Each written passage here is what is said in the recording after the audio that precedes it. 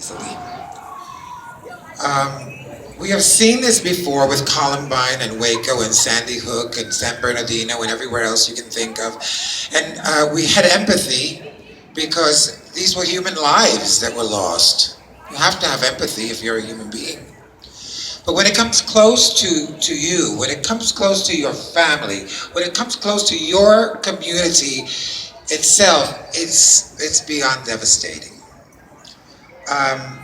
Government officials, none of these included, of course, especially those on the right, always have the token condolence on TV. Our hearts and our prayers and our thoughts go out to the victims and the families and blah, blah, blah, blah. Well, I'm going to read something for you that I did not write. But it was posted on my wall, and I think it is exactly what most of us are feeling and thinking with this. And I'm going to curb some of the words because it is a little strong. So I say to all those politicians with their thoughts and prayers, screw your thoughts. Screw your thoughts and prayers. We don't need them. I certainly don't want them. You cannot elevate people like Kim Davis and Ted Cruz and Huckabee and Ann Coulter and Donald Trump and then as a country turn around and pretend that it's Islam that caused this.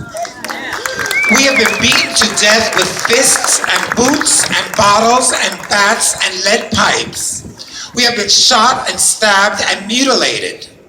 We have been raped to death and then we have been raped again just for the fun of it.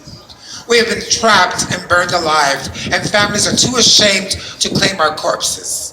Churches refusing us a decent burial. We have been strangled and stuffed under motel mattresses. We have been hung from barbed wire fences and left alone to die slowly.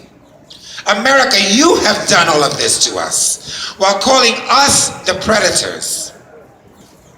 How dare you?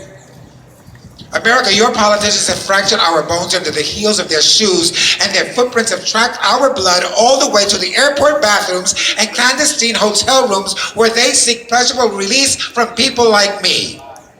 How dare you, America, use our suffering and our corpses as a shield to attack 1.6 billion people? How dare you pretend that suddenly, just today, you care for our safety while you do nothing about the reckless greed of gun manufacturers, do nothing about the people in power who mock us and encourage fear of us. How dare you, America, try to use the fear that I live with every single day of my life, every threat, every attack, every slur that has been screamed at me, every bit of rage hurled at me by men who wanted my number in a gay bar, or men who courted me to demand to know how I or my boyfriends taste, every bit of shame from the pulpit on Sundays in church, every time I had to hear, as Dobson said, my queerness should be beaten out of me, every time I gripped my own hand a little bit tighter to walk past the protesters outside of a gay pride rally.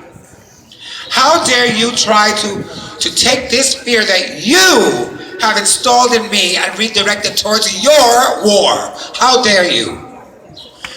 America, you have been at war with me since before I was born. I am not your scapegoat. You are not actually angry on my behalf.